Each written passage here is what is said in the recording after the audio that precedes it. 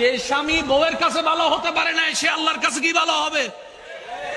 কথা বলেন না রে ভাই। যে বউ এখনো স্বামীর চোখে ভালো হতে পারে না সে রবের কাছে কিভাবে ভালো হবে? তাই তো নবী বলেছেন হাসরের ময়দানে যে স্বামীর পক্ষে বউ রায় দিবে, আল্লাহ আমি আমার স্বামীর উপর খুশি আছি, আল্লাহ ওই স্বামীর গুনাহ মাফ করে জান্নাতের ব্যবস্থা করে দিবে। তার মানে স্বামী পার হওয়ার জন্য বউয়ের সিগনেচারের দরকার আছে না নাই? আবার বউ পার হওয়ার জন্য স্বামীর সিগনেচারের দরকার আছে না নাই? তাহলে একজন আরেকজনের ঠেকার সুযোগ আছে না নাই?